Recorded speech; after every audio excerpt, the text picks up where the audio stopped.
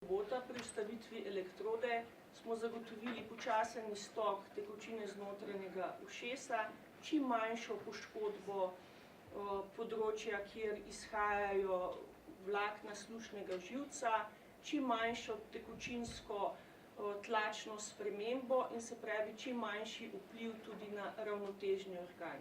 Slednje je pomembno ne samo za odrasle implantirane osebe, ki so izgubile sluh, predvsem za otroke, pri katerih vemo, da bomo najmanj dvakrat v toku življenja še mogli zamenjati to elektrodo v notranjem ušesu in želimo, da ostane notranje uho čim manj poškodovano, čim manj fibrozirano in seveda, da ohranimo ravnotežni del, posebej pri obojstranskih implantacijah, da res zagotovimo ne samo običajno slušno-govorno rehabilitacijo, ampak tudi ravnotežni sistem, ki bo otroku omogočil razvoj ne samo gibalnih sposobnosti, ampak tako, kot vemo, tudi po naših raziskavah, tudi kognitivne sposobnosti.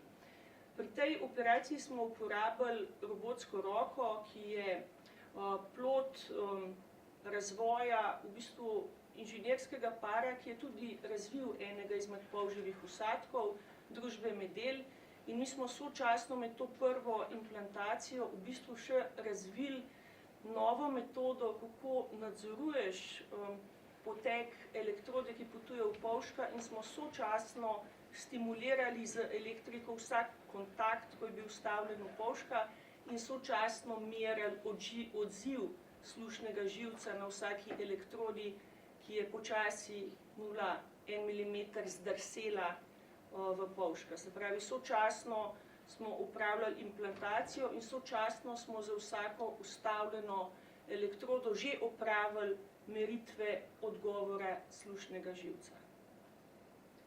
Najlepša hvala za predstavitev posega. Zdaj pa k besedi vabim izrednega profesorja dr. Roberta Šifrerja, predstojnika klinike za ORL, da nam malo pove, kako pomemben je ta dosežek tudi za kliniko ORL. Hvala, lepo pozdravljeni. Na ORL kliniki v Ljubljani smo izredno ponosni na prvo vstavitev, torej prvo robotsko asistirano vstavitev polževega vsadka v Sloveniji in tudi v širši v regiji. Hkrati smo tudi zelo ponosni, da smo del Kliničnega centra Ljubljana, ki velja za vrhunsko ustanovo ne samo v Sloveniji, ampak ravno tako širše v regiji. Zato imajo naši zdravniki polno 100% podporo pri svojem kliničnem, raziskovalnem in pedagoškem delu. Kaj ta operacija pomeni za pacienta, tako kot je povedala profesor Boterino, pacienti bo verjetno pričakujemo, da bodo boljše slišali, da bo zaradi manjše travme v vstavitvi elektrod slušni živec manj poškodovan, da bo kohlearni implant dalj časa delal, da bo potrebnih manj menjav oziroma bodo te menjave potekale na daljša obdobja. Na ta način bomo prihranili tudi resurse, ki jih bomo lahko usmerili na druga področja. Vsaka klinična inovacija, ki jo vpeljemo v delo, odpre vrata za dodatne naloge, tudi raziskovalne in klinične, kar so pomembne naloge tako ORL klinike kot kliničnega centra. In tretja stvar, gre tudi za prepoznavnost tako ORL klinike kot kliničnega centra Ljubljana, tako v Sloveniji kot širše v regiji. Naši kirurgi operirajo ne samo v kliničnem centru, ampak tudi v nekaterih sosednjih državah, kjer učijo domače kirurge naprednih kirurških tehnik, tako tudi profesor Boterino je tako angažirano v tržaški pediatrični bolnišnici. Mislimo, da je to pomembno tako za klinični center kot slovensko otorinolaringologijo. Najlepša hvala, profesor dr. Šifrer. Zdaj pa k besedi vabim še docent dr. Marka Juga, generalnega direktorja Kliničnega centra Ljubljana, za v bistvu nekaj besed o tem dosežku, tako tudi širše. Ja, hvala. Tako kot vedno sem kot predstavnik UKC lahko samo ponosen na vse delo, ki ga opravlja ORL klinika. To je že drugi tak dosežek v letošnjem letu, ki kaže, da je ORL klinika res vrhunska klinika v ustroju UKC Ljubljana in vrhunsko kliniko vedno sestavljajo vrhunski ljudje.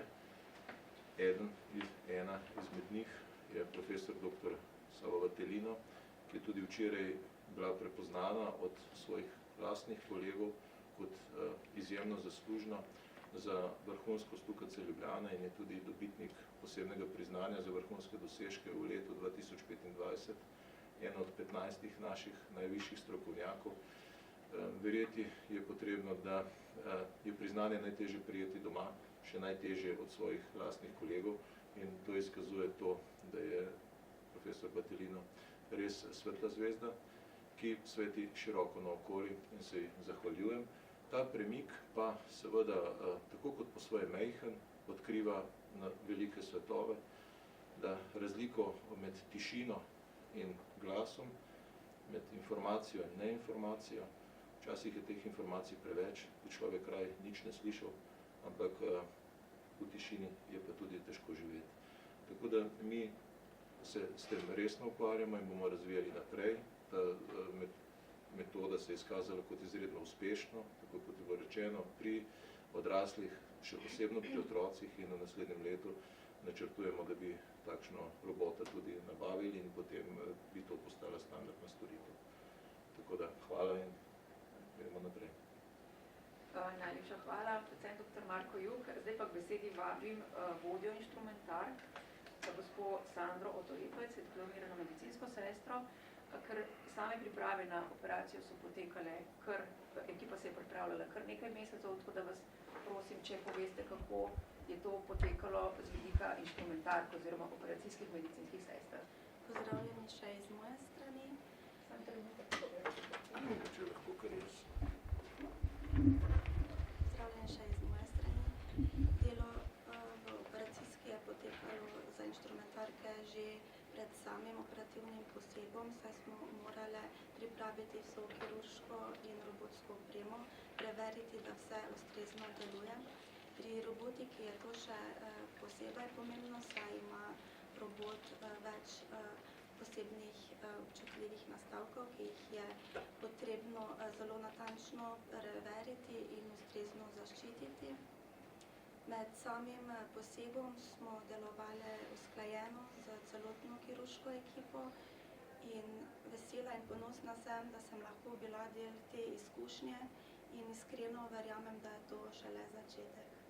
Hvala. Najlepša hvala, gospa Sandra Otoripec. Z nami pa je tudi asistentka Mateja Božič, specialistka klinične logopedije, ki bo pa povedala, kako so potekale pa intraoperativne meritve, ki so zelo pomembne pri celotnem tem posegu in potem prilagajanje pacienta po posegu. Lepo pozdravljeni. Otto Arm je s svojim nežnim in natančnim pristopom omogočil ohranjanje nežnih struktur polžka in preostalega sluha, kar gotovo vpliva na kakovost zaznavanja in razumevanja po ustavitvi.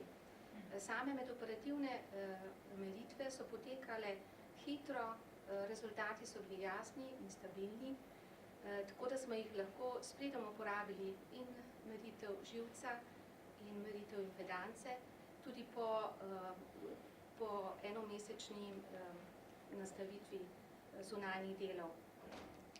Tako pričakujemo, da ne samo dobro zaznavo pri odraslemu, temveč tudi res dobro razumevanje širokega spektra frekvenc, tudi v zahtevnejših pogojih poslušanja. S tem vemo, da polžev vsadek odraslim pomeni ne samo vključevanje in komunikacijo, temveč tudi samozavest, pomeni boljše zaposlovanje, tudi če govorimo o izobraževanju, in res dobro vključevanje v polnočutno okolje. Pri otrocih si želimo, da so operirani čim bolj zgodaj, pri njih pa močno odločilno vpliva polžev vsadek na govorno-jezikovni razvoj, na njihov socialno-čustven in pa tudi zaznavni. Tako da z enim stavkom lahko rečemo, da polžev vsadek pomeni ne le slišati zvoke, ampak slišati življenje. Najlepša hvala za predstavitev. Z nami pa je tudi gospod Toni Bromše. Gospod Toni Bromše, veseli smo, da ste danes z nami. In če lahko delite, počakate samo, da pridejo še mikrofoni sem, pa če boste lahko delili vašo izkušnjo operacije.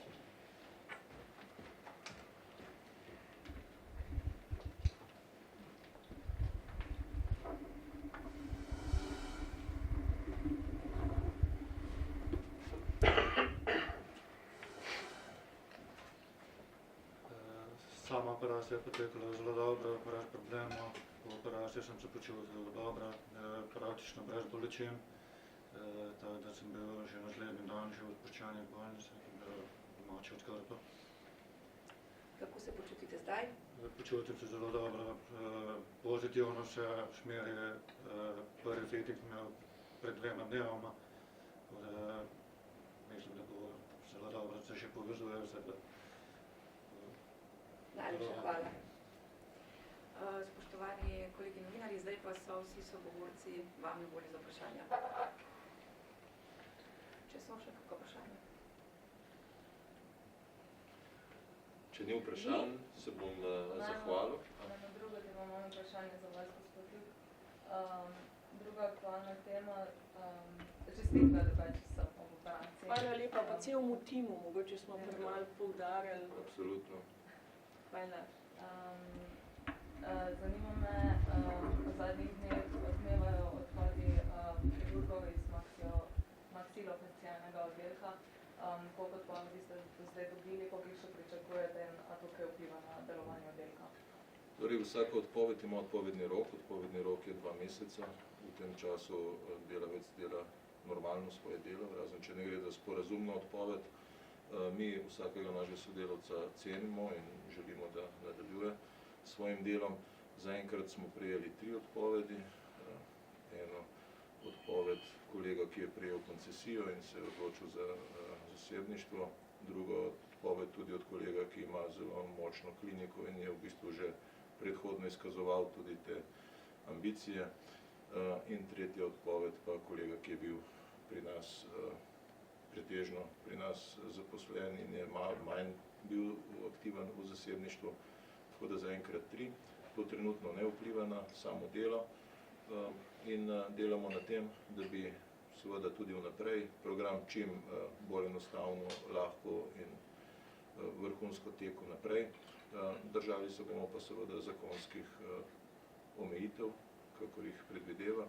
Živimo v pravni državi, kjer se je pač družba odločila za neke rešitve in mi jih bomo spoštovali. Te 3 odpovedi ste dobili v tem tednu? Ena je začetek tedna, 2 pa včeraj. Za naprej pa nimam nobenih podatkov, da bi sledili naslednje. Tako da, veste, človek se vedno sam odloča, vsak se izpraša o svoji pripravljenosti, smislu, vzgibih, zakaj se tako odloča. In vsak nosi posledice svoje za te odločitve. Pri medicini pa je mogoče celo malo drugače. Te lastne odločitve vplivajo tudi na posledice pri drugih. Zato je tukaj odgovornost zelo visoka in pričakovana. Pričakujete v naslednjih tednih še več odpovedi? Nič ne pričakujem. Mogoče sem še to držala informacija, da naj bi bile čakalne vrste pri puljenju zob umetno ustvarjene. Tega ne moram reči, da so bile umetno ustvarjene. Dejstvo pa je, da je bil naročen en pacient na dan, sedaj jih je naročenih 5 na dan, tako da so se čakalne vrste skrajšali iz 4 leta na 1 leto in se sedaj naroča december 26, prej pa se je naročalo, mislim, da 2029. A veste zakaj? Zakaj se je naročalo po enega pacienta in po 4-5? To morate vprašati predstojnika, ki je pač določil nivo obsega dela. Ko boste vi kakorkoli ukrepali, ali bi sprožil kako preiskavo, karkoli nadzor? Veste, delo je bilo opravljenih je približno 100% programa, celo na nekih segmentih povečan, tako da ni enostavno, kar daje takih hitrih obsodb. Mi imamo resurse, ki jih imamo, lahko se usmerjajo v eno dejavnost, v drugo dejavnost in zakaj se je tako odločil, bo najboljše vam sodil sam. Mi imamo seveda kot terciarni center naše prednostne naloge so, da izvajamo najtežjo kirurgijo, se pravi rekonstrukcijsko kirurgijo, ortognatsko kirurgijo,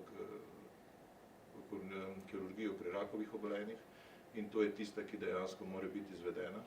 In tukaj je bilo v bistvu vse opravljeno korektno, praktično brez čakalnih dob. Druge storitve, ki so pa manj zahtevne in mogoče niti ni nujno, da se opravljajo v kliničnem centru, tukaj pa zagotovo potem ni fokus samega terciarne ustanove. Ali bo pa to namensko ali ne, pa mislim, da ne bomo nikoli ugotovili. Kaj pa pričakujete od sestanka naslednji teden? Ne pričakujem prav veliko. Nisem prepričan, da bo sestanka se udeležila predstojnica.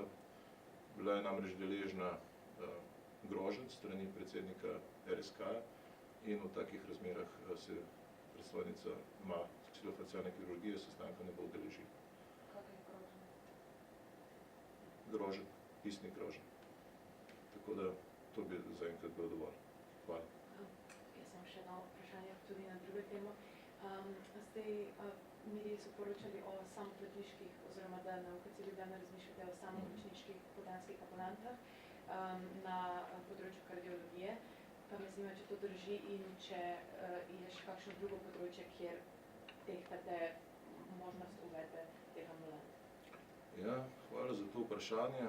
Zelo zanimivo bi začel odgovorjati je, kako se je pojavil ta izračun v javnosti, preden sem ga jaz videl.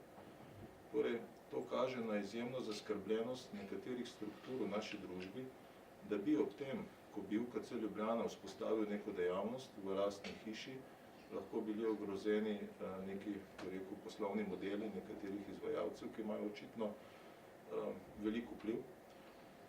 Da smo si na jasnem, že ta trenutek v UKC Ljubljana potekajo samoplačniške storitve, seveda je pa samoplačniške storitve možno izvajati samo v programih, ki so 100% realizirani, torej ne na račun resursov, ki so usmerjeni za izvajanje osnovnih programov, in pri programih, ki jih zavarovalnica ne krije. In tudi vnaprej, prav zato, da bi našemu kadru, ki je recimo s tem zakonom mu zmanjšana možnost dela v popoldanskih ambulantah izven, bi radi poskušali uvesti tako možnost v UKC Ljubljana, vendar na način, kot sem razložil, da kjer bo izveden program in na storitvah, ki jih sicer ne krije, in to nikakor ne na račun osnovnega programa, bi želeli vzpostaviti takošno dejavnost. Zakaj v ambulantnem delu? V hospitalnem delu je financiranje drugačno, preko SPP-jev, in v tem delu že zdaj se izvajajo dodatni programi in je v tem delu lažje nekako doseči vsaj nekako motivacijsko nagrado za vse izvajalce. Medtem, ko je ambulantni del izjemno podplačan in je iz tega, če vam razložim, da je na večini dejavnosti ena točka ocenjena s približno 4 evre in je ambulanta sama lahko vrednost, ki jo prejme UKC Ljubljana za ambulantni pregled 8 evrov, je jasno, da iz 8 evrov ne morete nagraditi zdravnika, sestro na način, da bi želeli še dodatno ob osnovni dejavnosti izvajati še dodatno preglede. Zato mislimo, da je to ena rešitev, ki je sicer tudi široko sprejeta. In ko mi govorimo o tem, da se izvaja samoplačniško ali ne, morate vedeti, da v vseh urejenih družbah, Nemčija, na primer, Anglija, je to seveda v lastni ustanovi dovoljeno. In tudi naš zakon to dovoljuje. Hvala lepa. Nasvidenje. Najlepša hvala. Če vprašanj ni, se vam najlepše zahvaljujem in želim prijeten dan. Vendar bi prosil, danes smo govorili o ORL, izjemnosti, in bi prosil, da se na tem da fokus, ker pa nimamo kaj skrivati, sem vam seveda tudi vse to razložil, vendar res fokus je v napredku in skrbi vseh teh zdravnikov in sester in vsega osebja, ki skrbijo za naše paciente. Hvala.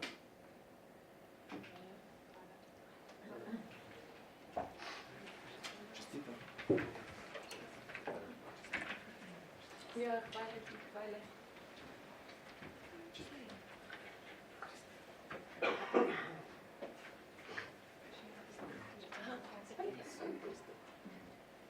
Super. Naslednjič bo še lažje. Se te vidi, da sem malo večji.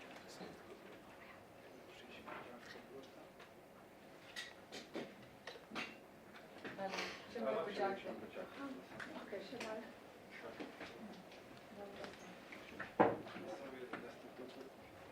lahko greš, to ni, a greš lahko na sredino, prosim.